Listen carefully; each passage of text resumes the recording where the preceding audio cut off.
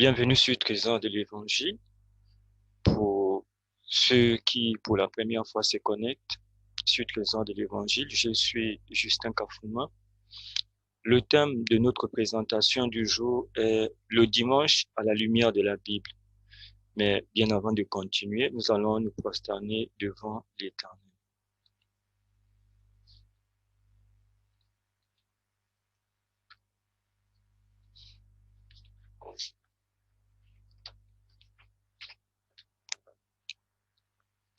Éternel, notre Père et notre Dieu, nous te sommes infiniment reconnaissants. Merci pour l'opportunité et la grâce que nous avons d'ouvrir ta parole.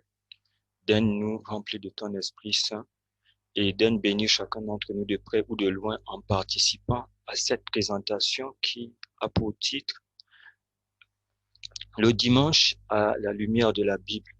Parle-nous, instruis-nous, glorifie et magnifie ton Saint-Nom. En Jésus-Christ notre Seigneur et Sauveur, nous t'avons prié. Amen.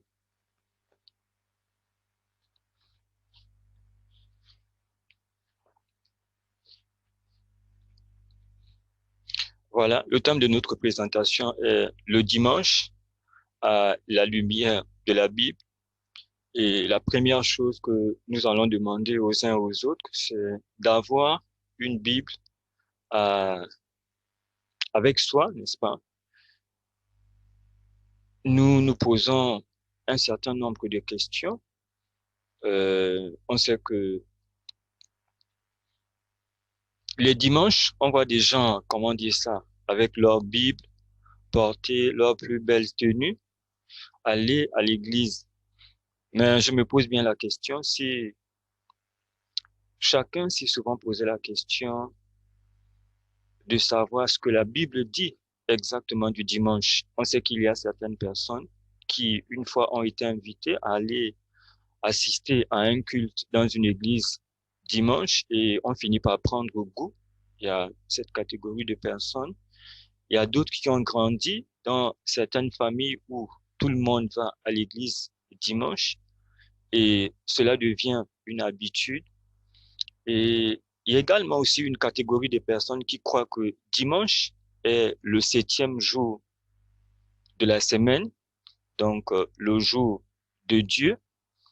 Et il y a d'autres qui y vont simplement parce qu'ils voient des gens aller à l'église. Ces derniers aussi y vont. Je ne sais pas s'il vous est arrivé dans votre expérience de vous poser la question, qu'est-ce que la Bible dit du dimanche? Ou si vous posez la question à quelqu'un, peu importe qu'il soit dans l'église, est-ce qu'il peut vous dire exactement des passages bibliques qui parlent du dimanche et qu'est-ce que la Bible en dit exactement? Alors, durant cette présentation, nous allons faire ce voyage dans la Bible pour voir exactement ce que la Bible dit du dimanche. Donc, le dimanche à la lumière de la Bible. Combien de textes parlent du dimanche dans la Bible? Alors, pour cela, chacun d'entre nous est exhorté à prendre une version de la Bible Louis II, ou bien, je sais pas, la version que vous avez, une version de la Bible Louis II, par exemple 1910, et une version français courant. Donc, nous allons prendre deux versions de Bible. Nous allons prendre un Louis II, 1910, et nous allons prendre aussi une version de la Bible français courant. Si vous en avez pas, vous pouvez télécharger également sur votre téléphone. Et nous allons lire dans les deux, le même texte de Luc chapitre 24 au verset 1, d'abord dans Louis II. Donc, je vais lire ici dans la Louis II. Ceux qui ont la Louis II aussi peuvent faire comme moi. Luc chapitre 24 au verset 1, Louis II dit, le premier jour de la semaine, elles se rendirent au sépulcre de grand matin, portant les aromates qu'elles avaient préparés. Alors, ici, il s'agissait de la sépulture du Seigneur. Donc ici, Luc chapitre 24 au verset 1 nous dit le premier jour de la semaine, les femmes vont se rendre au tombeau, n'est-ce pas, pour chercher à faire la sépulture du Seigneur. Nous allons prendre maintenant Louis II, pardon, la version de la Bible français courant, Luc chapitre 24 au verset 1. La version français courant, Luc chapitre 24 au verset 1. Luc chapitre 24 au verset 1, il est écrit, le dimanche, elles se rendirent au tombeau de grand matin avec quelques autres en apportant les aromates qu'elles avaient préparés. Alors, donc ici, nous voyons qu'en lisant Luc chapitre 24, c'est un passage que j'ai choisi, Luc chapitre 24 au verset 1, dans Louis II nous dit le premier jour de la semaine, et la version de la Bible français courant, Luc chapitre 24 au verset 1, nous dit le dimanche, très tôt le matin. Alors, en faisant la concordance, nous voyons bien que Luc chapitre 24, dans Louis II et français courant, nous fait comprendre que le dimanche est le premier jour de la semaine et non le 7e jour de la semaine. Et nous allons continuer.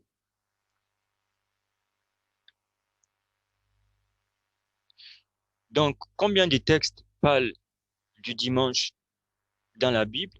Nous avons ici un premier texte dans Jean au chapitre 20 au verset 1. Donc, que nous soyons dans Louis II et dans le français courant, pour ceux qui ont les deux versions, c'est bien de le faire, mais ceux qui, pour le moment, n'ont que Louis II, vous allez lire et vous lirez également aussi dans la version français courant en téléchargeant ou simplement en achetant ou en vous procurant une Bible français courant là où vous êtes. Donc, Jean au chapitre 20 et au verset 1. Le premier texte, Jean chapitre 20 au verset 1. Je vais lire dans la version Louis II. Jean chapitre 20 au verset 1. Il est écrit, le premier jour de la semaine, Marie de Magdala s'est rendue au sépulcre dès le matin comme il faisait encore obscur, et elle vit que la pierre était ôtée du sépulcre. Jean chapitre 20 au verset 1. Donc voilà le premier texte dans l'ordre que nous avons choisi ici de notre étude. Il y a Jean chapitre 20 au verset 1. Donc la question ici est la résurrection. C'est ce thème-là est repris, cet événement est repris par beaucoup d'évangélistes. Et nous avons aussi Jean au chapitre 20 au verset 19. Jean chapitre 20 au verset 19. Il est écrit, le soir de ce jour qui était le premier de la semaine, les portes du lieu où se trouvaient les disciples étant fermées à cause de la crainte qu'ils avaient des Juifs, Jésus vint, se présenta au milieu d'eux et leur dit, la paix soit avec vous. Alors, je vais essayer de lire dans Jean au chapitre 20, au verset 1 et au verset 19 aussi, dans le français courant. Jean chapitre 20. Pour faire en fait la concordance aussi avec Luc, Jean chapitre 20 au verset 1, dans la Bible français courant, il est écrit, le dimanche, Marie de Magdala se rendit au tombeau de bon matin alors qu'il faisait encore sombre et elle vit que la pierre avait été enlevée de l'entrée du tombeau. Ça, c'est le verset 1.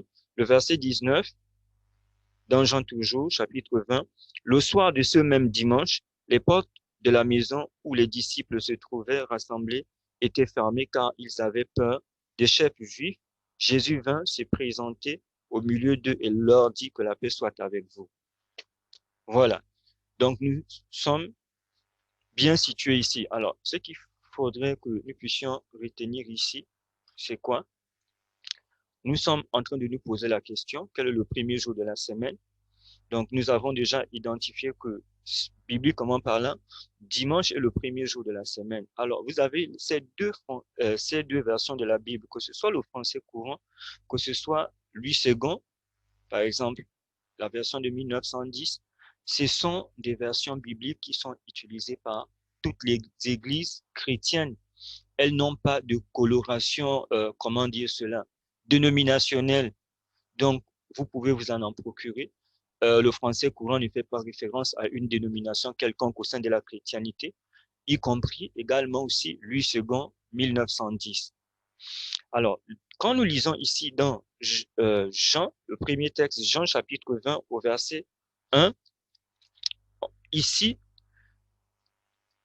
nous ne voyons pas transparaître, n'est-ce pas, au verset 1, une, la présence ici, n'est-ce pas, d'un argument qui soutiendrait, n'est-ce pas, que les femmes qui sont allées au dimanche, n'est-ce pas, Jean chapitre 20, qui sont allées au sépulcre dimanche et étaient allés à un culte, parce que la grande question ici, nous avons dit que dimanche est considéré comme étant le jour de culte chrétien.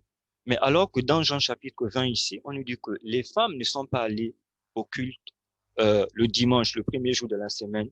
Elles sont allées, n'est-ce pas, pour chercher à embaumer, comme on le dit, ou bien faire la sépulture du Seigneur. Et dans Jean au chapitre 20, au verset 19, il nous est dit, le soir de ce jour qui était le premier de la semaine, les portes du lieu où se trouvaient les disciples étant fermées à cause de la crainte qu'ils avaient des Juifs, Jésus vint se présentant au milieu d'eux et leur dit, la paix soit avec vous. Alors ici, Jean chapitre 20 au verset 19 nous dit que les disciples étaient réunis, ce n'était pas à l'occasion d'un culte. Les disciples étaient réunis ce jour simplement parce que les disciples avaient peur. Nous nous souvenons déjà que le Seigneur Jésus-Christ avait été crucifié. Je sais que c'est une vérité qui est connue par tous les chrétiens dans la Bible, le vendredi. Et il est ressuscité, n'est-ce pas, comme nous sommes en train de voir ici, quand vous lisez toute l'histoire, par exemple, de Jean, chapitre 20, et bien d'autres évangélistes, le dimanche très tôt. Donc ici, dans Jean, chapitre 20, on nous dit que les disciples avaient peur. Les disciples ont vu, et quand nous lisons la Bible, ce qui est arrivé au Seigneur Jésus-Christ. Et ils avaient pensé que Jésus-Christ devait être, n'est-ce pas, le Messie qui devait délivrer Israël de l'oppression romaine. Mais à leur grande surprise, Jésus-Christ a été crucifié. Et comme on le dit vulgairement, eux ils se demandaient, n'est-ce pas, à quelle sauce aussi eux ils devaient être mangés étant donné qu'ils étaient les disciples de Jésus-Christ. Donc, Jean chapitre 20 au verset 19 ici nous fait comprendre qu'ils étaient réunis, n'est-ce pas, l'instinct de survie. Ils étaient ensemble parce qu'ils avaient peur des chefs juifs qui s'étaient associés aux autorités romaines pour que le Seigneur Jésus-Christ puisse être crucifié. Donc, Jean chapitre 20 au verset 1 et Jean chapitre 20 au verset 19 ne laissent pas transparaître ici que dimanche, qui est le premier jour de la semaine, est un jour de culte chrétien. Nous allons passer au troisième texte dans Luc chapitre 24 au verset 1. Luc chapitre 24, je vais lire cette fois-ci dans 8 secondes, mais vous pourrez faire la lecture dans les deux versions comme nous avons déjà commencé.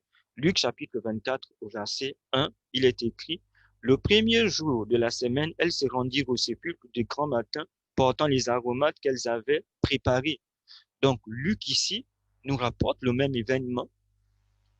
Luc ne nous fait pas comprendre que le premier jour de la semaine qui est dimanche, n'est-ce pas, les femmes sont allées se réunir pour un culte chrétien. Nous allons passer au quatrième texte, Marc chapitre 16 au verset 2. Marc chapitre 16 au verset 2. Marc chapitre 16 au verset 2.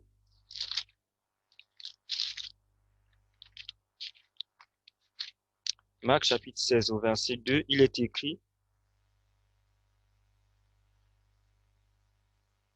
nous allons lire aussi le premier verset, Marc chapitre 16. Bon, on peut lire le verset 2, ce qui nous intéresse, c'est le verset 2, mais nous allons aussi lire le verset 1. Marc chapitre 16, à partir du verset 1, il est écrit, lorsque le sabbat fut passé, Marie de Magdala, Marie mère de Jacques et Salomé achetèrent des aromates afin d'aller embaumer Jésus. De maintenant, le premier jour de la semaine, elles se rendirent au sépulcre de grand matin, comme le soleil venait de se lever. Alors, donc ici, nous voyons qu'il y a un contraste dans le verset 1 qui nous dit que lorsque le sabbat est passé, n'est-ce pas, ces femmes, Marie de Magdala, Marie, mère de Jacques et Salomé, achetèrent des aromates afin d'aller embaumer le corps de Jésus-Christ. Donc, elles n'avaient pas pu faire, n'est-ce pas, ce travail-là, le sabbat. Donc, elles sont allées le faire le premier jour de la semaine au verset 2 ici, qui signifie quoi? Dimanche. Donc, Marc ici aussi nous montre très bien que ces chrétiennes ne se sont pas réunies le dimanche pour comme étant un jour d'adoration ou bien d'église chrétienne. Nous allons aussi lire toujours dans Marc au chapitre 16, le 5e texte, au verset 9. Jésus étant ressuscité le matin du premier jour de la semaine, apparut d'abord à Marie de Magdala, de laquelle il avait chassé 7 démons. Voilà. Donc ici, Marc au chapitre 16 au verset 9 nous parle aussi du dimanche après la résurrection du Seigneur Jésus-Christ, le matin du premier jour de la semaine, donc le dimanche matin que le Seigneur Jésus-Christ est ressuscité, il est apparu à Marie de Magdala. Le 6e texte, c'est Matthieu chapitre 28 au verset 1. Matthieu chapitre 28 au verset 1. Matthieu chapitre 28 au verset 1. Après le sabbat, à l'aube du premier jour de la semaine, Marie de Magdala et l'autre Marie allèrent voir le sépulcre. Alors, vous allez voir ici que Matthieu fait un contraste, n'est-ce pas, entre le sabbat et le premier jour de la semaine, qui est dimanche. On nous dit après le sabbat, à l'aube du premier jour de la semaine. Donc, le sabbat, c'est ce jour-là qui vient avant le premier jour de la semaine. Donc, le premier jour de la semaine ici, qui est dimanche, et le jour qui vient avant le dimanche, nous connaissons son nom. La Bible dit ici que les femmes ne sont pas allées au tombeau pendant le sabbat. Donc, le jour qui vient avant le dimanche, c'est samedi. Mais par contre, on nous dit le premier jour, à l'aube du premier jour de la semaine, Marie de Magdala et l'autre Marie allèrent voir le sépulcre. Donc ici, on ne nous dit pas que Marie de Magdala, qui était des disciples de Jésus-Christ, qui ont vécu avec Jésus-Christ, qui ont mangé avec lui, qui ont été enseignés, n'est-ce pas, sont allés à un culte le premier jour de la semaine. Mais au contraire ici, Matthieu, n'est-ce pas, nous fait voir, n'est-ce pas, que ces disciples-là, le sabbat était le jour qu'elles adoraient. Donc Matthieu ne nous dit pas que dimanche, le premier jour de la semaine, est un jour d'adoration selon le Nouveau Testament ici. Nous allons au 7e texte dans Actes chapitre 20 au verset 7. Actes chapitre 20 au verset 7. Actes chapitre 20 au verset 7.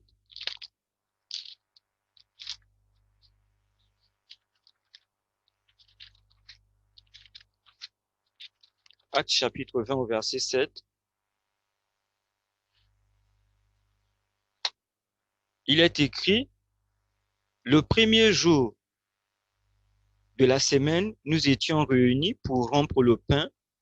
Paul, qui devait partir le lendemain, s'entretenait avec les disciples et il prolongea son discours jusqu'à minuit. Donc nous sommes dans Actes au chapitre 20 et au verset 7. Alors, ici, on peut bien relire l'histoire un peu depuis Actes au chapitre 20 au verset, à partir du verset 1, ce que nous allons faire, mais ce qui nous intéresse ici, c'est le verset 7. N'oublions pas le titre de notre thème, le dimanche à la lumière de la Bible. Donc nous allons relire Actes chapitre 20 à partir du verset 1.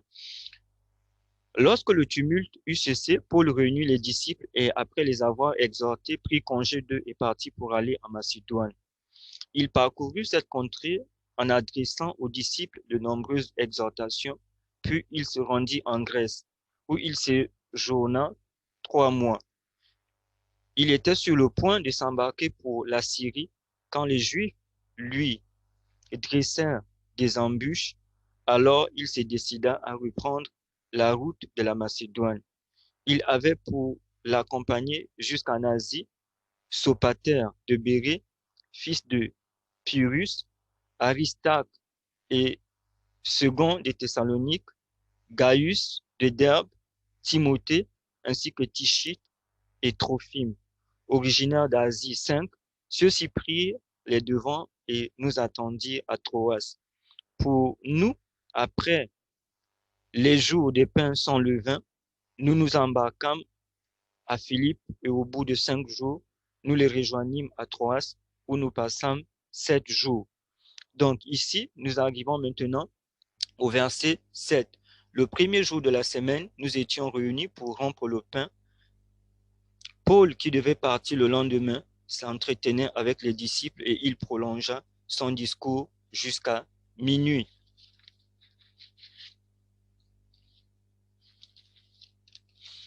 Alors, donc ici, nous avons le voyage de l'apôtre Paul. Nous avons le voyage de l'apôtre Paul ici. Et on nous dit qu'il était parti de Philippe. Il arrive en Macédoine et il arrive ici à Troas. Mais ce qui nous intéresse ici, c'est quoi? Est-ce que ici, le premier jour de la semaine, selon Actes chapitre 20 au verset 7, est un jour d'adoration chrétienne? N'oublions pas la question que nous nous posons. Pourquoi est-ce qu'aujourd'hui, en tant que chrétiens, nous allons à l'église le dimanche? Et le dimanche est généralement considéré comme étant un jour d'adoration chrétienne. Ici, nous sommes dans Actes chapitre 20 au verset 7.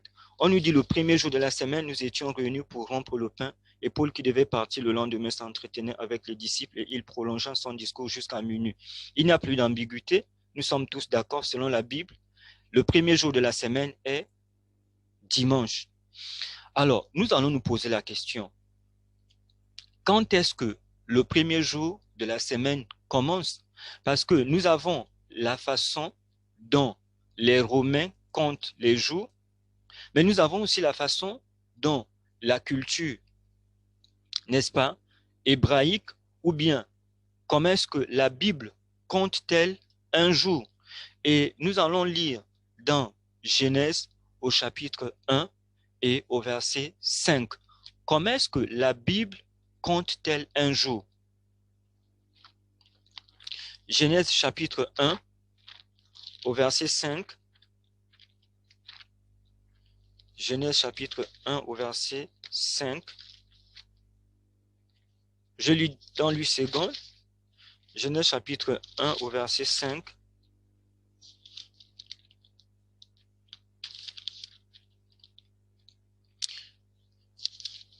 Genèse chapitre 1 verset 5. Il est écrit: Dieu appela la lumière. Bon, on va lire d'abord au verset 3, mais c'est le verset 5 qui nous intéresse. Dieu dit que la lumière soit et la lumière fut. Dieu vit que la lumière était bonne et Dieu sépara la lumière d'avec les ténèbres. Verset 5. Dieu appela la lumière jour et il appela les ténèbres nuit. Ainsi il eut un soir et il eut un matin. Ce fut le premier jour. Nous allons bien reprendre ce principe ici. Genèse chapitre 1 au verset 5. Dieu appela la lumière jour et il appela les ténèbres nuit. Il eut un soir et il eut un matin, ce fut le premier jour. Donc, selon Genèse chapitre 5 ici, Dieu compte un jour, ou la Bible compte un jour, en regroupant les deux parties. Il y a d'abord un soir et ensuite il y a un matin, et ces deux parties, n'est-ce pas, forment un jour. À la différence, n'est-ce pas, de la culture romaine, la culture romaine nous fait comprendre que le jour commence à partir de 24 heures, ou bien à minuit. Le nouveau jour commence à minuit. Mais ce n'est pas ce que la Bible nous dit. La Bible nous dit qu'un jour est composé d'une partie Nous lisons ici dans Genèse chapitre 5, il eut un soir et il eut un matin, ce fut le premier jour. Donc, pour compter un jour, il y a une partie d'abord qui est soir, que l'on va appeler la nuit, et il y a une partie aussi qui est ensoleillée, n'est-ce pas, que l'on appelle le matin, et les deux parties, la nuit et le jour, forment un jour. Mais alors que les Romains nous disent que un jour commence à partir de 24 heures. Pour revenir à Actes chapitre 20, au verset 7 ici, qu'est-ce que nous voulons relever? On nous a dit le premier jour de la semaine, nous étions réunis pour rompre le pain. Paul, qui devait partir le lendemain, s'entretenait avec les disciples et il prolongea son discours jusqu'à minuit. Le problème, c'est que ici, on nous dit qu'ils étaient réunis pour rompre le pain. On va appeler cela comment? Le repas du Seigneur, la scène et tout ce que des noms que l'on utilise. Donc ici, on nous dit que le premier jour de la semaine, nous étions réunis pour rompre le pain. Paul devait partir le lendemain, s'entretenir avec les disciples et il prolongea son discours jusqu'à minuit. Alors, le premier jour de la semaine ici, c'est dimanche. Donc, dimanche ici commence quand?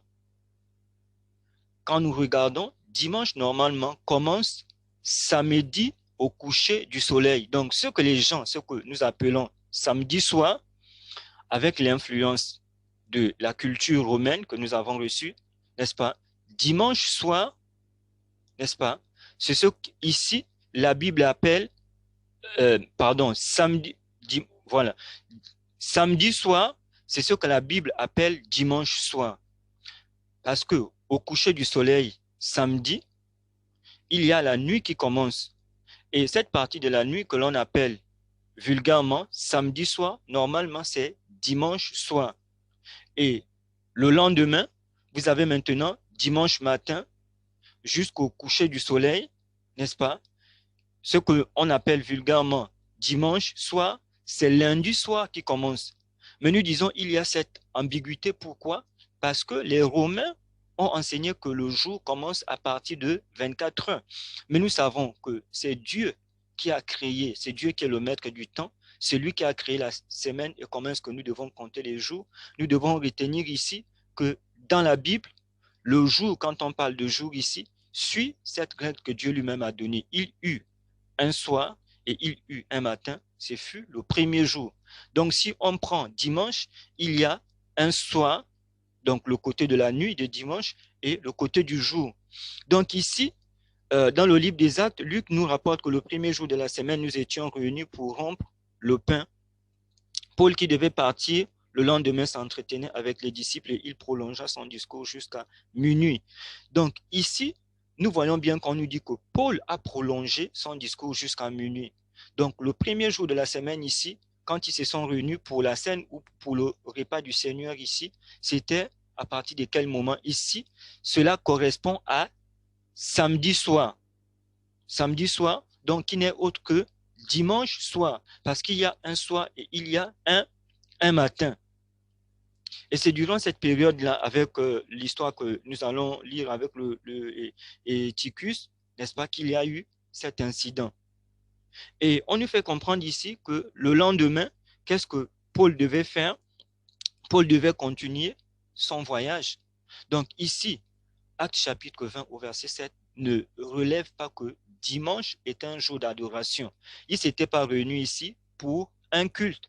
Mais au contraire, nous voyons que ici, Luc souligne que ces chrétiens, n'est-ce pas, avaient observé, n'est-ce pas, se réunissaient, comme nous avons vu avec les autres, avec Matthieu, se réunissaient le jour qui venait avant le dimanche, qui n'est autre que le sabbat ou bien samedi.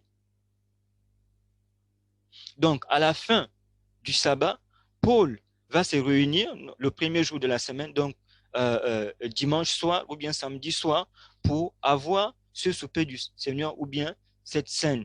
Et c'est là qu'il va donner des conseils, n'est-ce pas, aux responsables des églises, parce que le lendemain, il devait partir. Donc, le dimanche matin, ici, le lendemain, Paul devait partir, c'était le dimanche matin que Paul devait s'en aller pour continuer son voyage. Donc ici, ce verset ne soutient pas le fait que le lendemain matin, les chrétiens se sont réunis pour célébrer un culte en l'honneur du Dieu de la Bible. Parce que si c'était le cas, Paul ne devait pas continuer à voyager le lendemain. Moi, on nous dit que le lendemain, qu'est-ce qu'il a fait? Il a voyagé. Et ici, quand vous considérez la rédaction du livre de Luc ici, des Actes, nous sommes sensiblement à 33 ans après la mort du Seigneur. Ce passage-là soutient que les chrétiens adoraient le samedi ou bien le jour du sabbat et non le dimanche, parce que le lendemain matin, qui est le dimanche matin, Paul a continué le voyage. Et si c'était un jour d'adoration chrétienne, si dimanche était un jour d'adoration chrétienne, le lendemain, n'est-ce pas, un culte devait avoir lieu et Paul devait partir. Maintenant, le lundi, soit par exemple, mais ce n'est pas le cas ici, le dimanche matin, Paul continue. Donc la grande question que nous nous posons ici, est-ce que selon la Bible, dimanche est un jour d'adoration chrétienne? C'est la question que nous nous sommes posée au début. Qu'il y a des gens qui vont à l'église dimanche parce qu'ils sont nés dans des familles, n'est-ce pas, qui prient. Le dimanche, ils ont été élevés. Il y a d'autres qui ont été invités. Et il y a d'autres qui vont aussi, comme on peut le dire, parce que tout le monde va à l'église dimanche. Moi aussi, j'y vais. Vous allez poser la question à des pasteurs, à des responsables d'église, combien de textes parlent du dimanche? Certains ne savent même pas. Et qu'est-ce qui peut justifier l'adoration chrétienne le dimanche? Certains vont vous dire que non, parce que le Seigneur Jésus-Christ est ressuscité le premier jour de la semaine. Mais est-ce que tous les textes que nous avons lus ici soutiennent que parce que le Seigneur Jésus-Christ est ressuscité, le premier jour de la semaine qui est dimanche, dimanche est devenu un jour d'adoration chrétienne? Jusqu'ici, non. Parce que même Paul ici, autour de 30 ans après la mort du Seigneur, ou bien 33 ans, dans le livre des Actes ici, Luc nous rapporte que Paul, le lendemain, le dimanche, a continué son voyage. Et dimanche n'était pas un jour d'adoration ici. Nous devons bien comprendre cela. Nous allons lire un autre texte dans 1 Corinthiens au chapitre 16 et au verset 2. 1 Corinthiens chapitre 16 au verset 2. 1 Corinthiens chapitre 16 au verset 2.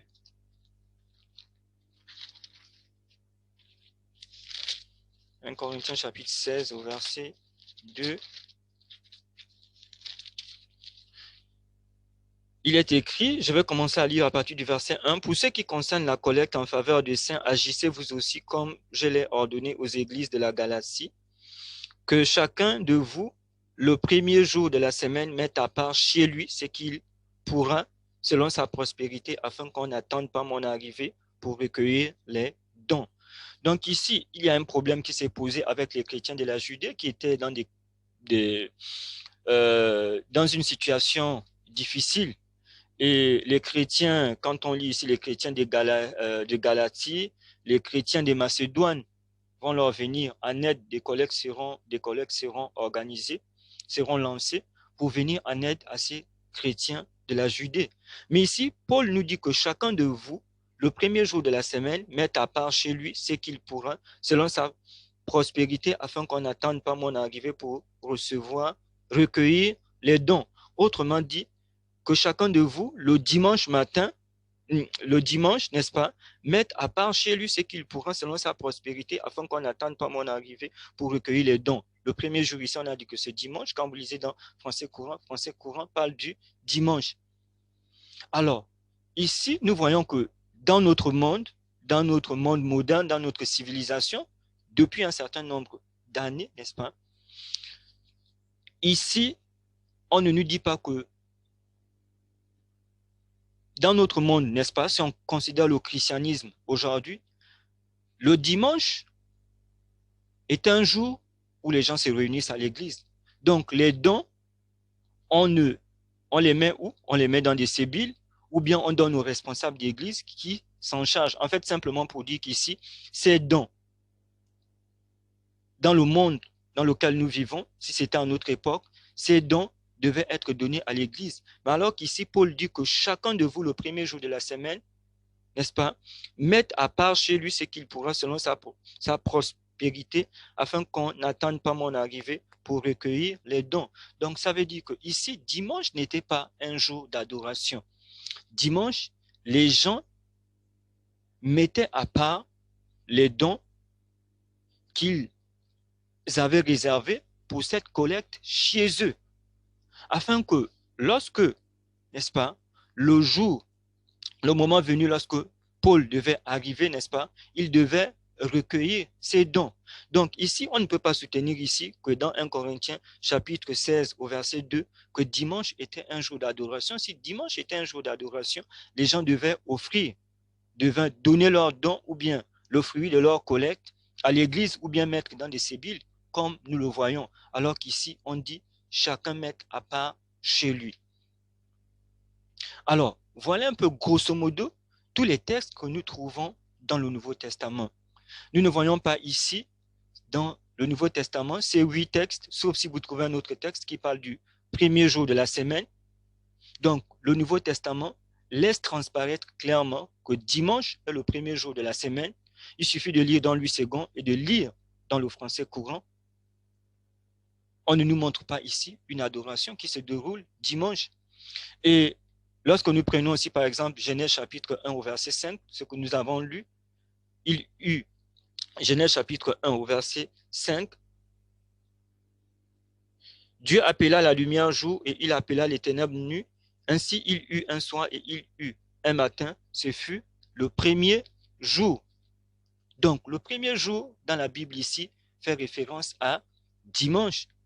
Donc, dans la culture hébraïque, nous n'avions pas de jours tels que dimanche, tels que samedi, que nous avons aujourd'hui. On utilisait le premier jour, le deuxième jour, ainsi de suite. Mais en lisant dans le Nouveau Testament, nous ne voyons aucune recommandation qui est faite pour le culte, pour l'adoration du dimanche. Alors que le dimanche, on voit des gens qui portent leur plus belle tenue. On parle de Dieu, on parle de tout, parce qu'on nous a dit que Jésus-Christ est ressuscité. Un jour, à l'honneur de la résurrection du Seigneur, nous ne le trouvons pas ici, dans la Bible et dans le Nouveau Testament.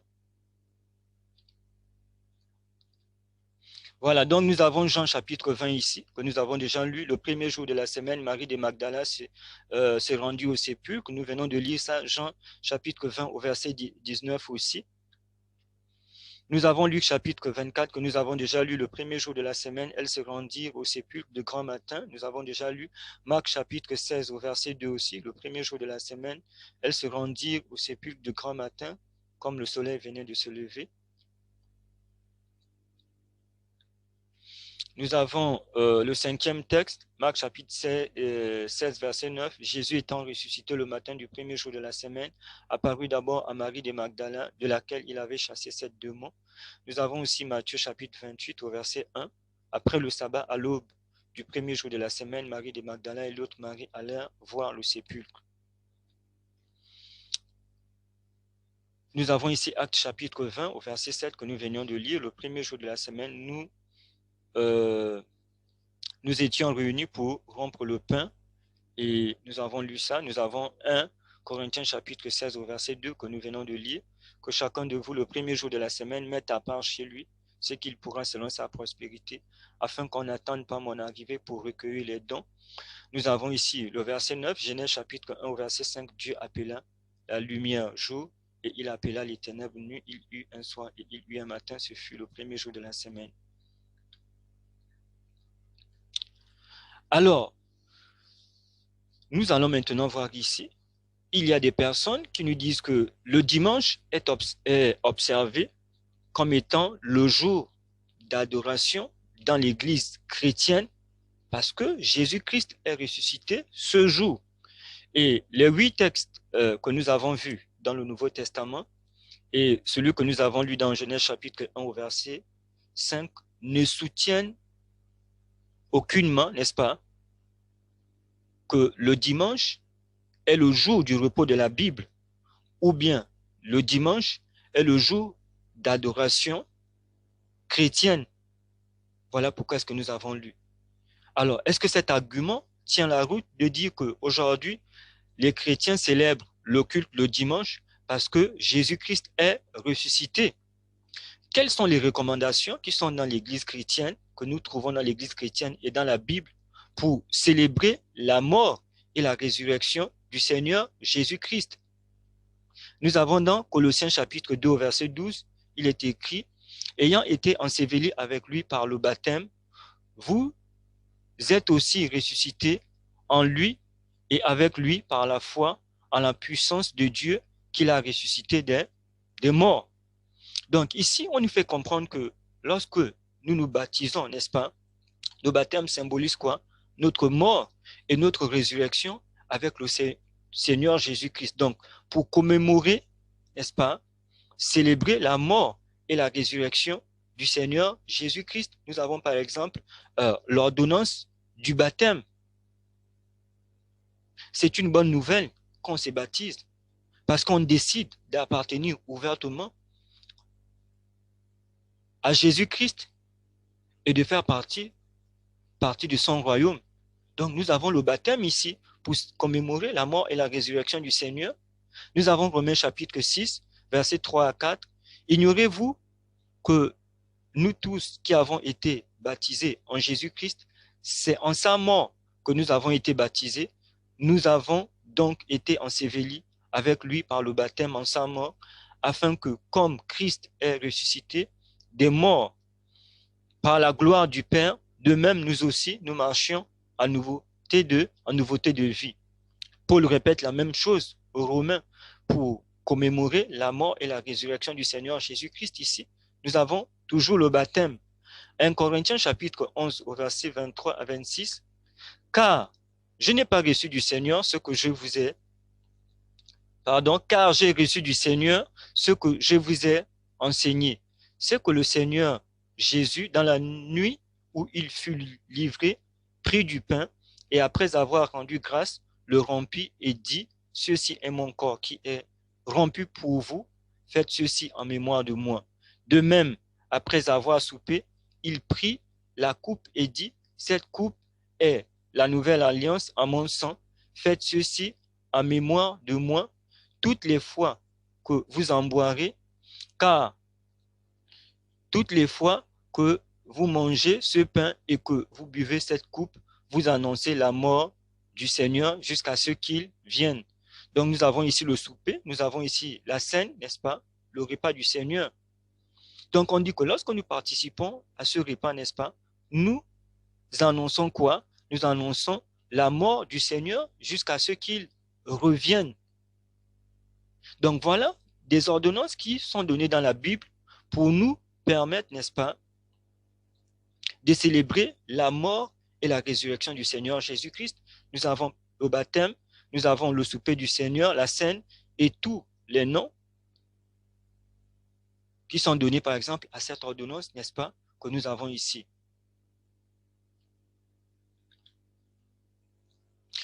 Alors, en nous intéressant à l'histoire, nous allons bien nous poser la question, d'où vient le dimanche?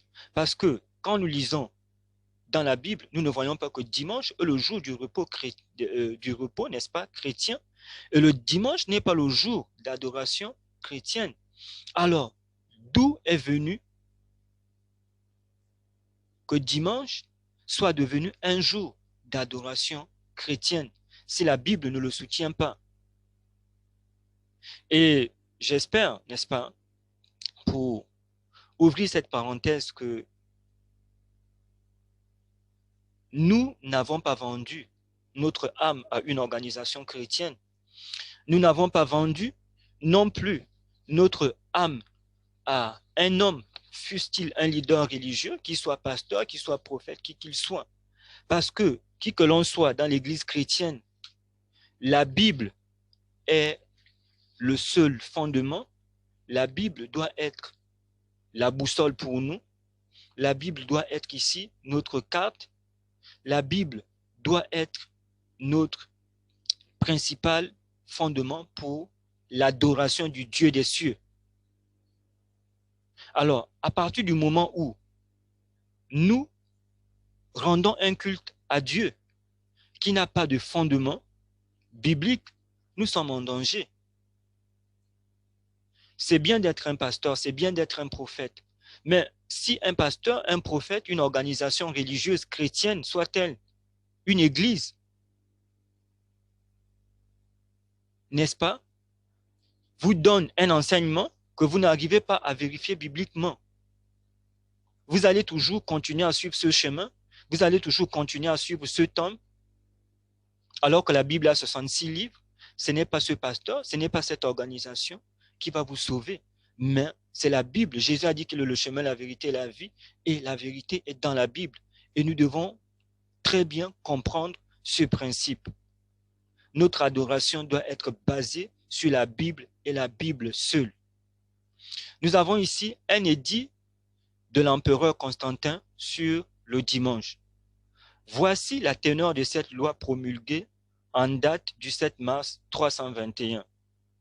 Que tous les juges, les citadins et les artisans se reposent au jour vénérable du soleil, mais que ceux qui habitent la campagne s'adonnent paisiblement et en toute liberté à la culture de leurs champs, attendu que souvent aucun autre jour n'est aussi propice pour faire les semailles ou planter les vignes. Il ne faut donc pas laisser passer le temps favorable et frustrer ainsi les intentions bienveillantes du ciel. Code Justinien, nous avons ici la référence. Alors, en repartant dans l'histoire chrétienne, ou bien dans l'histoire du monde, parce que personne ne peut renier l'histoire, personne ne peut effacer l'histoire. On nous fait comprendre, n'est-ce pas, que dans l'empereur romain, il y a eu cet empereur qu'on appelait Constantin, qui a voulu solidifier son empire. L'objectif de cet empereur romain n'était pas, son souci n'était pas la vérité, son souci n'était pas d'adorer le Dieu du ciel, mais l'empire romain était divisé entre deux jours d'adoration. Il y avait les chrétiens qui croyaient à la Bible seule. Vous pouvez le lire dans n'importe, n'est-ce pas, quel livre de l'histoire du monde ou bien de l'histoire chrétienne, qui adorait toujours samedi, le 7e jour de la Bible. Et cette étude est un supplément à la petite conne qui est sur Trésor de l'Évangile, que je nous invite à pouvoir suivre, à pouvoir examiner, parce que simplement c'est un supplément. Donc, Constantin, qui était un empereur romain dont l'empire était menacé, parce que d'un côté, il y a des chrétiens qui adoraient le sabbat du 7e jour, le samedi, et de l'autre côté, il y avait aussi l'adoration du Dieu soleil, une adoration qui remonte à Babylone, qui remonte à la tour de Babel, n'est-ce pas, l'adoration du Dieu soleil, qui était pratiquée le premier jour de la semaine. Donc, le dimanche, il a vu que son autorité était en jeu. Et c'est lui qui, en 321, n'est-ce pas, va promulguer cet édit que désormais, le dimanche devait être quoi? Le jour d'adoration chrétienne. Donc, il va utiliser la religion pour asseoir son pouvoir, pour asseoir son trône. Et il va le faire ici par un édit. Et vous savez que quand on utilise un édit royal, un édit royal, c'est un empereur impérial. Cela est suivi de quoi? De la répression, de la force. Donc, les forces armées romaines devaient veiller à cela. Comme je vous ai dit, regardez la petite cône du début jusqu'à la fin. Donc ici, dimanche, en 321, va être voté comme étant le jour d'adoration chrétienne dans l'Empire romain. Et ceux qui ne se reposaient pas en ce jour, n'est-ce pas, ils étaient comment? Ils étaient massacrés. Et c'est ici, lui, Constantin, qui a mené l'union. Ici, c'est l'union de l'Église et de l'État. Donc, il va imposer une adoration chrétienne avec quoi? Avec l'épée. Son souci n'était pas la gloire du Dieu des cieux. Son souci n'était pas le souci de marcher selon la vérité, mais son souci était de préserver son trône et de préserver, n'est-ce pas, l'unité de son empire. Et beaucoup de chrétiens, comme nous avons vu, ont donné, sont morts. Parce que nous avons dit que les empereurs romains adoraient d'abord les empereurs qui étaient déjà morts, donc des défunts, des anciens empereurs morts. Eux-mêmes, ils se déclaraient des droits divins. Ça veut dire qu'un empereur romain était un dieu, était un dieu avec petit d. On l'adorait de droits divins. Les Romains, n'est-ce pas, adoraient aussi le dieu soleil, le premier jour de la semaine, le dimanche. Les Romains avaient des rites initiatiques, alors que la foi chrétienne, n'est-ce pas, on y adhère comment? Par un baptême qui est public. Mais ils avaient des rites initiatiques, n'est-ce pas? Qui étaient comment? Des rites initiatiques qui étaient secrets. Et ils avaient des rites de fertilité. Alors que les chrétiens, ils n'avaient que la Bible. Et la Bible seule, ils adoraient un seul Dieu. Et leur jour d'adoration était le samedi.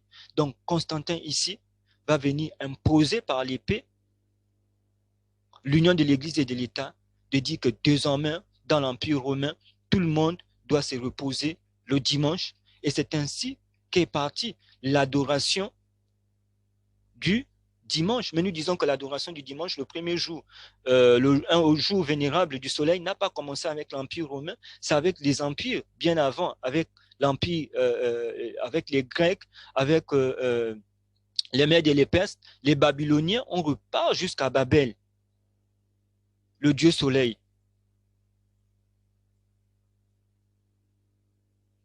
Et jusqu'aujourd'hui, nous avons reçu quoi? L'héritage de l'Empire romain, ce christianisme, n'est-ce pas, en vogue occidentale, qui nous a amené le dimanche. Mais le dimanche n'est pas le jour d'adoration de la Bible. On va dire que c'est le jour du Seigneur, mais il s'agit de quel Seigneur? Est-ce qu'il s'agit du Seigneur Jésus-Christ? Ou bien de ce Seigneur-là qui est le Dieu soleil? Et comme nous avons dit, le Dieu soleil n'est que l'adoration de la Trinité. Nous voyons dans la Bible, nous avons lu tous les textes, que les chrétiens bibliques, même dans le Nouveau Testament, n'adoraient pas dimanche. Dimanche n'était pas un jour d'adoration. Et voilà l'origine ici, nous voyons l'origine. Comme je dis, c'était un complément avec la petite corne. C'est un empereur païen qui a imposé ce jour comme étant le jour d'adoration. Allons-nous faire le déni de la vérité en refusant qu'en 321, Constantin n'a pas imposé le dimanche comme étant le jour d'adoration? Chacun d'entre nous est mis au défi de pouvoir le prouver dans l'histoire. Allons-nous aussi faire le déni de la vérité, de dire que dans les textes que nous étudions dans la Bible, nous ne voyons pas que dimanche est un jour d'adoration chrétienne? Donc voilà là où nous sommes avec l'adoration du dimanche qui s'est généralisée. Le Seigneur qui a adoré dimanche n'est pas le Seigneur Jésus-Christ, mais c'est le Dieu de la Trinité. C'est le jour d'adoration le Dieu du soleil. Ce n'est que la Trinité qui est voilée et qui est adorée depuis des temps très anciens.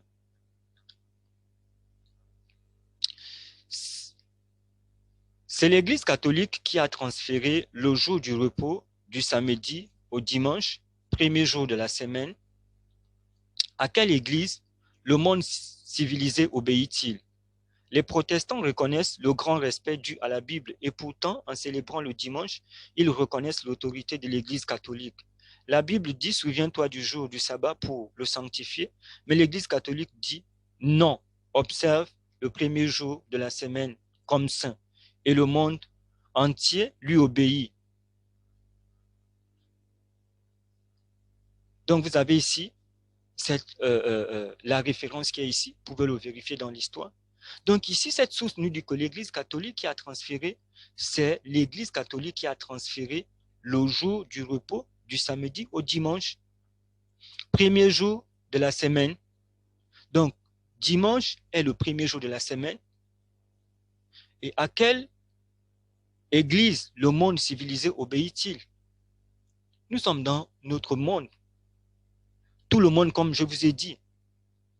Pas tout le monde, mais il y a une frange des gens qui croient, n'est-ce pas, que dimanche est le jour d'adoration chrétienne. Et ils pensent que cela est fondé sur la Bible. Certains ne le connaissent pas. Il y a des gens qui sont sincères, mais la sincérité ne peut pas remplacer la foi. Et ces personnes aussi, Dieu permet que la vérité puisse leur parvenir. Vous avez ces sources que chacun de nous peut vérifier. Et on nous dit, à quelle église le monde civilisé obéit-il en adorant le dimanche? Les protestants reconnaissent le grand respect dû à la Bible. Et pourtant, en célébrant le dimanche, ils reconnaissent l'autorité de l'église catholique. Des protestants vont vous dire qu'ils croient à la Bible et à la Bible seule, alors que ces protestants n'arrivent pas à démontrer que dimanche est le jour d'adoration chrétienne.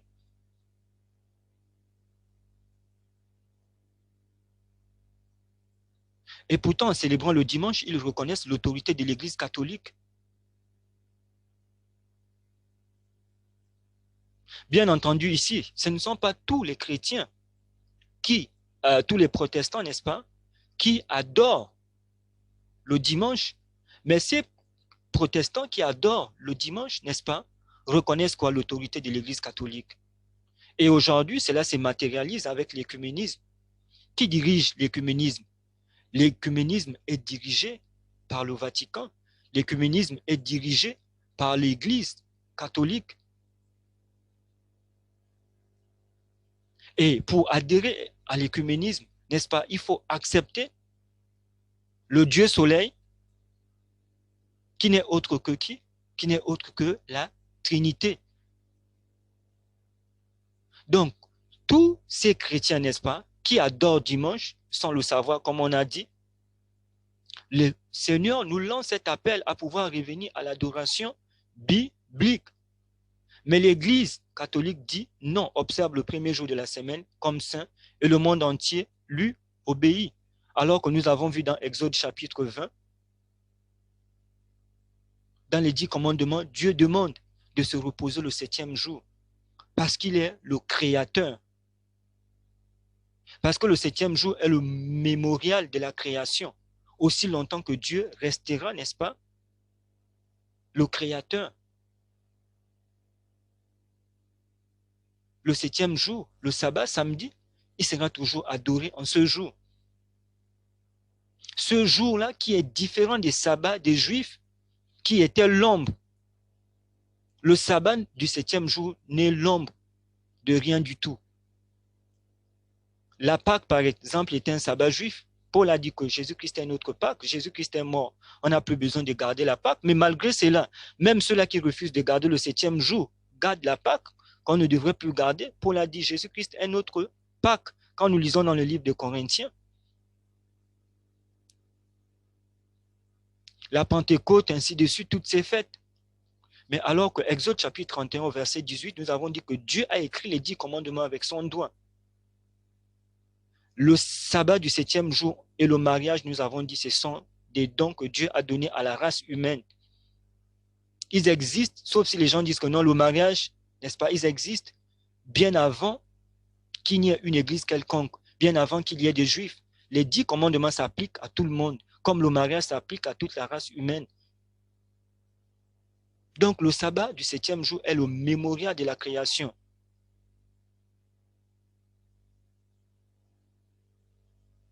En adorant en ce jour. Alors que le dimanche, n'est-ce pas, est ce sabbat contrefait, un faux sabbat qui n'est pas soutenu par la Bible. Et les païens qui ont toujours adoré en ce jour ont toujours adoré la Trinité. Et c'est l'union de l'Église et de l'État qui a amené, n'est-ce pas, à la mise en place du dimanche et tout le sang qui a coulé de tous ces chrétiens qui étaient fidèles à la Bible. Les raisons catholiques de garder le dimanche, parce que c'est un jour dédié par les apôtres pour adorer la très sainte Trinité. Nous avons la source ici. Donc, le dimanche est le jour de l'adoration de la Trinité. Le dimanche n'est pas le jour de l'adoration de l'Éternel des armées, du Dieu de la Bible. Quels que soient les arguments que les gens avancent, on ne peut pas les soutenir bibliquement, la Bible en main. Voilà pourquoi il y a des dirigeants des églises, il y a des pasteurs, il y a des prophètes, il y a des gens, quand vous allez leur poser la question pourquoi est-ce qu'on va aller à l'église dimanche, ils vont vous dire que c'est le jour de la résurrection. Mais nous avons vu, n'est-ce pas, les recommandations qui ont été laissées à l'église chrétienne pour célébrer la mort et la résurrection du Seigneur Jésus-Christ. Ce n'est pas le dimanche.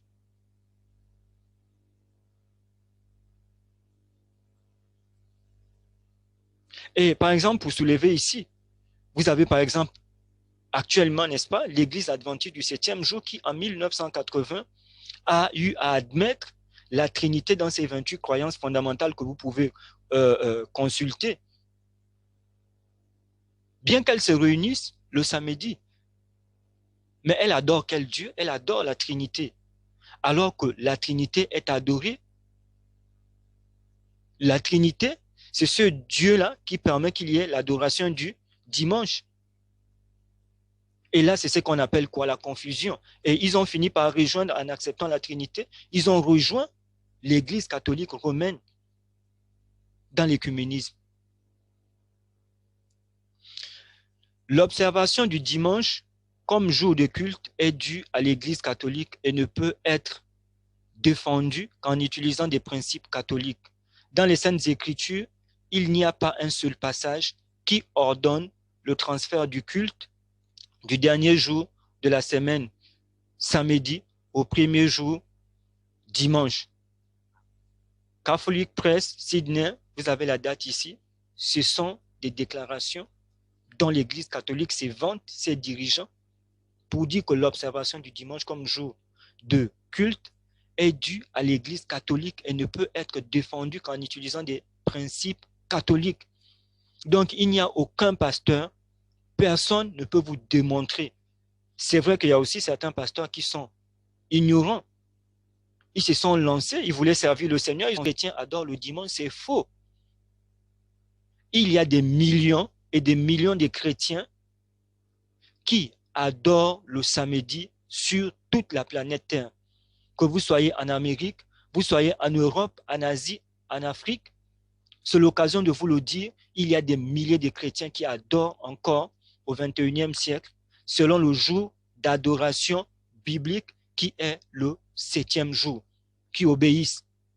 Et dans tous les âges, depuis Adam et Ève, bien avant que Dieu ne puisse donner les 10 commandements au peuple d'Israël, le sabbat a toujours été observé. Donc, tous les chrétiens n'adorent pas le dimanche. Ils sont des millions qui adorent de par le monde le samedi, le jour d'adoration, le 7e jour, qui est dans les 10 commandements. Vous devez le savoir là où vous êtes. Alors que le dimanche n'est soutenu que par des principes catholiques. Mais on sait qu'au Concile des 30, il y a eu un débat. D'abord, au Concile de Laodicée en 364, ils ont imposé le dimanche comme étant le jour de repos, l'Église catholique. Il faut regarder la petite corne. Mais aussi, au Concile des 30, il y a eu ce débat entre la tradition et la Bible. Donc, l'Église catholique accepte la tradition et admet la tradition dans son adoration. Et en même temps aussi, la Bible. Alors que Dieu a donné la Bible et la Bible seule.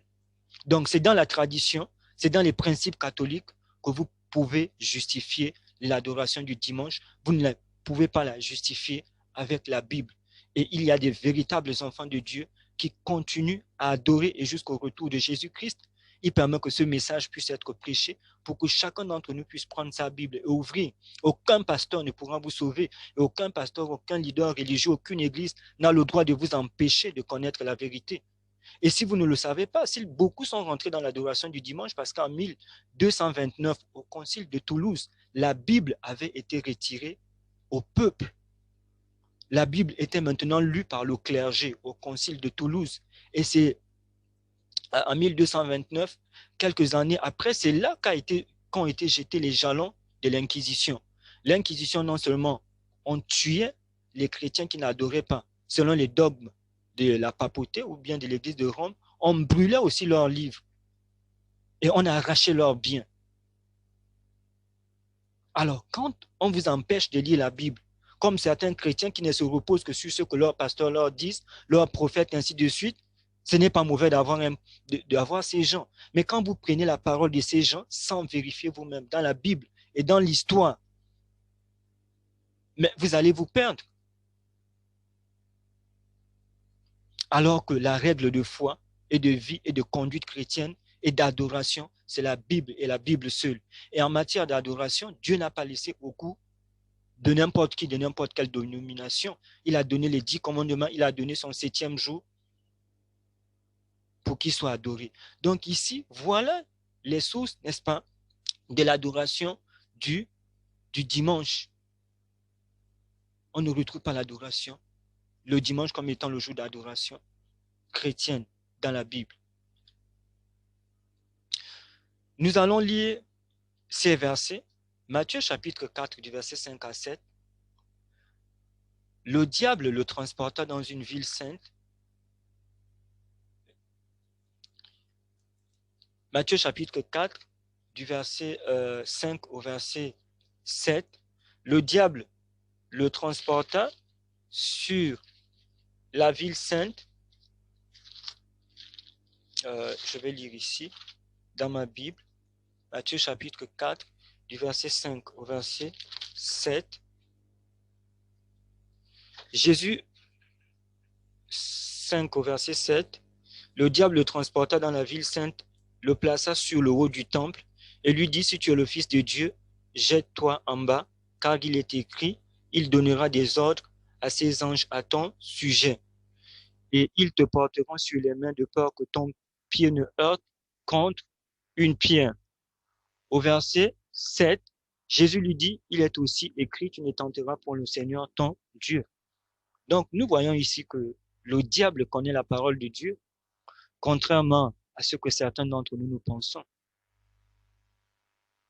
Et Jésus-Christ, pour repousser le diable, il n'a pas utilisé les arguments d'une organisation, il n'a pas utilisé les arguments d'une église, il a utilisé la parole de Dieu.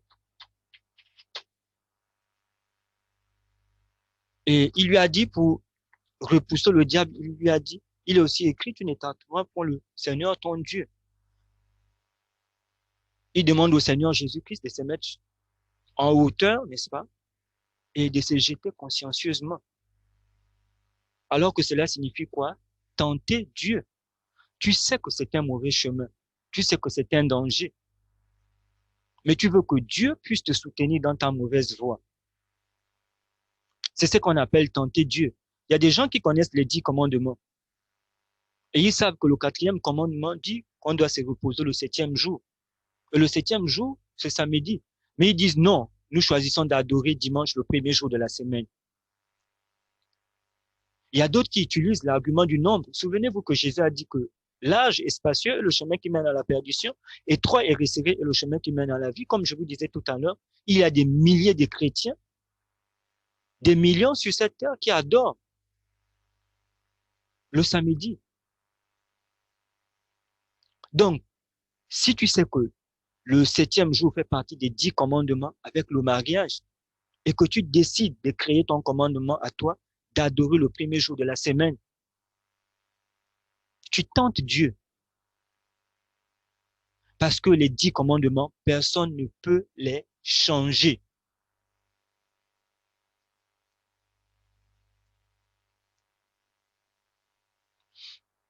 Donc, peut-être qu'on a eu à le faire dans l'ignorance, mais nous devons revenir à la parole de Dieu. Matthieu au chapitre 5 au verset 18, car je vous le dis en vérité, tant que le ciel et la terre ne passeront point, il ne disparaîtra pas de la loi un seul iota ou un seul trait de lettre jusqu'à ce que tout soit arrivé. Est-ce que quand vous regardez au-dessus de vos têtes, ou bien quand nous regardons au-dessus de nos têtes et sous nos pieds, la terre et le ciel sont déjà passés? Non. Jésus-Christ a dit de cette loi que tant que le ciel et la terre ne passeront point, il ne disparaîtra pas de cette loi un seul iota. Et cette loi qui est éternelle, ce sont les 10 commandements. Comme nous avons déjà dit, l'amour pour Dieu et l'amour pour son prochain. Les 4 premiers, l'amour pour Dieu, relation verticale et horizontale, les 6 autres, l'amour pour notre prochain. Et le sabbat du 7e jour, comme nous avons dit, c'est le signe, c'est le pouvoir, le signe qui montre que Dieu est le créateur. Qu'il y ait eu le péché ou pas d'Adam et Ève, qu'il y ait eu la chute ou pas, le sabbat devait continuer, sera toujours, n'est-ce pas, le signe que Dieu est le créateur. Et aussi longtemps que Dieu restera le créateur, il sera toujours adoré. Donc ici, Jésus dit que la loi des 10 commandements ne passera pas. Il dit il n'est pas venu abolir. Dans le verset 17, il est venu accomplir. Il a accompli la loi cérémonielle, oui. Les Pâques, tout ce que vous voulez, les Yom Kippour, la fête des tabernacles, les jubilés, tout ce qu'il y avait dans la loi cérémonielle avec le temple. Mais le sabbat existe bien avant. Comme on dit, le sabbat a été donné à Adam et Ève avec le mariage. Donc Jésus a dit que les 10 commandements ne passeront point. Et dans la petite corne, nous avons vu que la papauté a changé les 10 commandements, a changé le 4e commandement en parlant de un jour de sabbat, un jour de repos vague. Il faut aller regarder la petite corne et prier, lire l'histoire. Donc, Jésus dit que tant que les cieux et la terre ne passeront pas, les 10 commandements, personne ne pourra les changer. Et dans les 10 commandements, le jour d'adoration est le 7e, qui est samedi.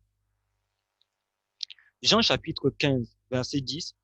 Si vous gardez mes commandements, vous demeurez dans mon amour, de même que j'ai gardé les commandements de mon Père et que je demeure dans son amour. Ici, Jésus nous dit que si nous voulons demeurer dans son amour, nous devons garder ses commandements. Nous savons que Jésus-Christ a résumé les 10 commandements en disant tu aimeras le Seigneur ton Dieu de tout ton cœur, de toute ton âme et de toute ta pensée. Et tu aimeras ton prochain comme toi-même. Ces 2 commandements résument les 10 parce que les 4 sur la première table symbolisent la relation entre Dieu et l'homme et les 6 autres la relation entre l'homme et son prochain. Et Jésus-Christ dit bien qu'il a gardé les commandements de son Père. Exode 31, verset 18 dit que c'est Dieu qui les a écrits avec son doigt. Ce sont les pharisiens, les sadducéens qui ont voulu corriger Jésus.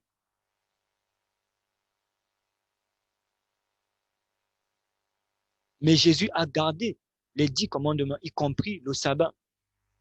Mais lorsqu'il a voulu enseigner aux pharisiens et aux sadducéens, ils ont refusé ce qu'ils avaient à apprendre de Jésus-Christ, le Fils de Dieu, sur le sabbat.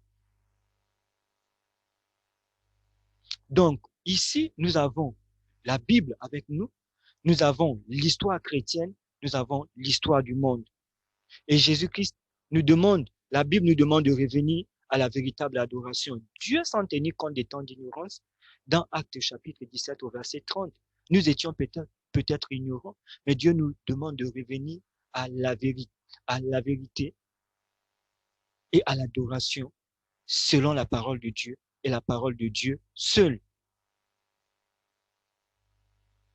Alors, nous allons ouvrir une autre brèche, en fait, avant de terminer, nous allons revenir d'où nous viennent ces jours.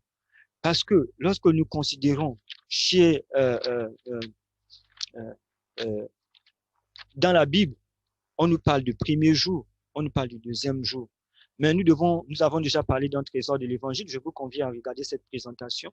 Nous avons parlé du calendrier julien qui a été remplacé par le calendrier grégorien. Et nous avons parlé de ce pape-là, n'est-ce pas? Grégoire XIII, qui a eu à changer le calendrier julien en calendrier grégorien. L'objectif, c'était quoi? C'était de pouvoir placer la célébration des fêtes catholiques. Bien qu'il refuse de garder le 4e commandement qui parle du sabbat du 7e jour, le samedi, mais il garde toutes les autres fêtes, même qui font partie de la loi cérémonielle qu'on ne devait plus garder, comme la Pâque, pour ne citer que celle-là. Et le calendrier grégorien a été mis en place, comme on disait, c'était pour l'adoration du Dieu Soleil. Et le calendrier grégorien met en place l'adoration des saints catholiques et l'adoration aussi de leurs fêtes. Donc, les Romains adoraient, ont donné les noms des jours en fonction des astres. Vous avez par exemple lundi, n'est-ce pas, qui fait référence en latin à dies lunae. En ce jour de lundi était adorée qui? La déesse la déesse de la lune, de la nuit, reine du ciel et sœur du soleil. Donc lundi par exemple, c'est la déesse de la lune, de la nuit, la reine du ciel et sœur du soleil. Voilà les dieux par exemple qui étaient adorés. Et le mardi, c'était en l'honneur, n'est-ce pas, du dieu romain qu'on appelait Mars, ou le dieu de la guerre, de la vengeance et de la destruction. Donc, dies martis en latin. Mercredi, c'est Mercure, le dieu Mercure qui était adoré. Et ça, c'est pour les Romains. Vous pouvez retrouver ces dieux-là pour les Grecs aussi. Et c'était le messager des dieux, le protecteur des marchands et des voleurs. Donc, mercredi fait référence à Mercure pour montrer ici que le calendrier grégorien est mis en place pour adorer, n'est-ce pas, ces dieux, les dieux romains, les dieux grecs. Jeudi, n'est-ce pas, fait référence à Dies Jovis, était adoré Jupiter, n'est-ce pas, Jupiter chez Jupiter chez les Romains, alors que chez les Grecs, c'est Zeus. Vendredi, Dies Veneris était adoré Vénus, n'est-ce pas? Vous avez Vénus et vous avez chez les Grecs Aphrodite, et c'est la déesse de l'amour, de la beauté et de la fécondité. Samedi, Dies Saturni était adoré Saturne, le dieu de l'agriculture. Et dimanche, Dies Solis, ou que l'on appelle encore, n'est-ce pas, d'où est venu le culte dominical. Donc Dies Solis était adoré chez les Romains. Le sol, ou bien Élis, était adoré le dieu du soleil, de la lumière, de la musique et des arts. Donc dimanche était adoré, n'est-ce pas, chez ces peuples, les Romains, les Grecs, le dieu du soleil, de la lumière, de la musique et des arts. Donc voilà les dieux ici qui étaient adorés. Et la Bible dit que Satan aussi se passe pour un ange de lumière. Donc ce sont eux qui vont changer l'ordre de la semaine. Chez les Romains, le dimanche sur le calendrier romain, comme nous avons déjà vu dans le Canada et bien d'autres dans le monde, où dimanche est toujours le premier jour de la semaine, dimanche est toujours le premier jour de la semaine et samedi est le septième. Alors que chez les Romains, lundi est devenu le premier jour de la semaine et dimanche est le septième. Donc nous devons bien comprendre cette différence. Ce sont eux qui ont mené les jours de lundi, de mardi, de mercredi en fonction de l'adoration de leur Dieu. Alors que la Bible parle du premier, n'est-ce pas, et du premier jour, du deuxième jour, ainsi de suite. Et pour ceux qui voudraient bien continuer aussi à vérifier dans l'histoire, on nous dit que durant la Révolution française, les Français ont cherché à adopter le calendrier républicain pour se débarrasser, n'est-ce pas, du calendrier grégorien.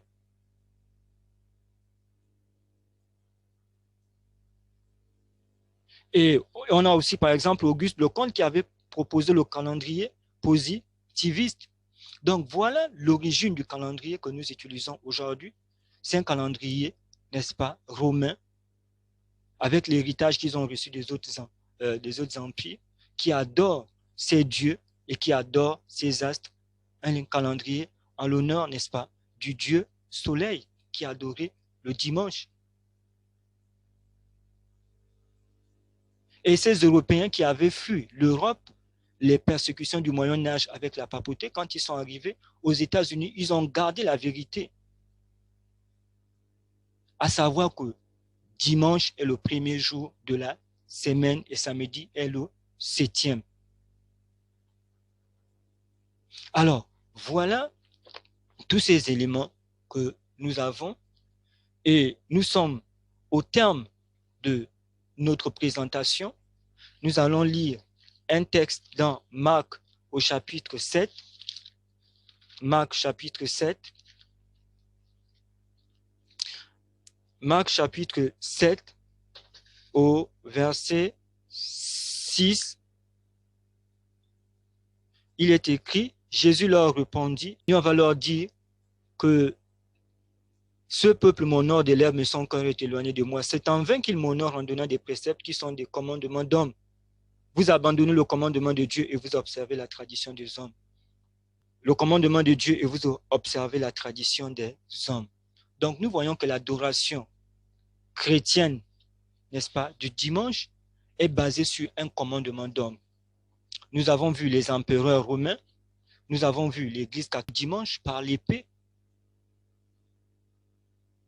n'est-ce pas? Ce qui n'a pas de fondement biblique.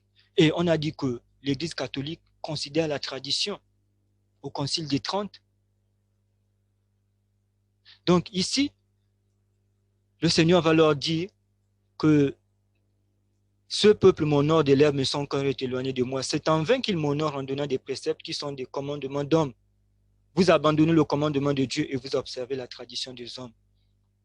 Vous avez le sabbat du 7e jour, le samedi, le jour d'adoration qui a été institué par Dieu depuis le jardin d'Éden. Et vous avez aussi le dimanche, dont vous connaissez les auteurs après cette étude. À qui allez-vous obéir? C'est la même Bible que nous tenons entre nos mains qui va nous condamner.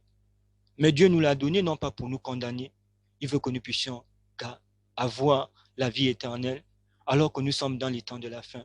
Dieu nous demande de revenir à lui totalement et de lui offrir un culte qui est basé sur ses préceptes et sur sa volonté qui est contenue dans la parole de Dieu. J'aimerais remercier chacun d'entre nous, de près ou de loin. Merci de partager cette présentation de près ou de loin. Et que le Seigneur puisse nous bénir. Nous allons nous prosterner pour terminer ces moments.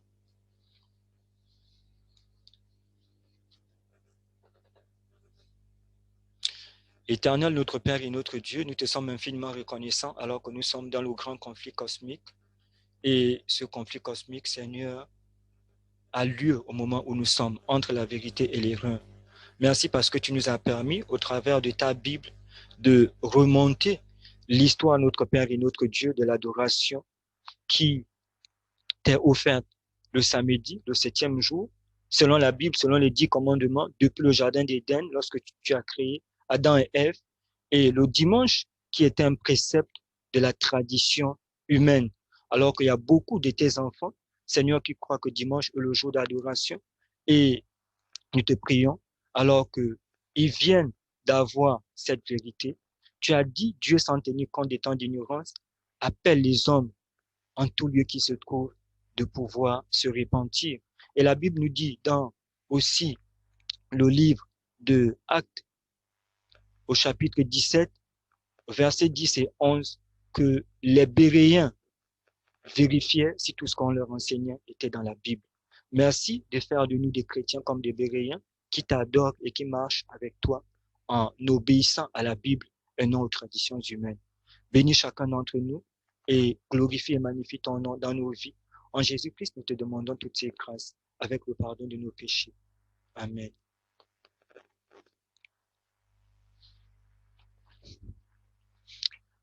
Voilà, donc nous remercions l'Éternel pour cette présentation. D'ici que nous ayons une autre présentation sur le trésor de l'Évangile, que l'Éternel puisse bénir chacun d'entre nous et surtout qu'il puisse nous aider à lui offrir une adoration qui est selon sa volonté et qui est basée sur la Bible et la Bible seule.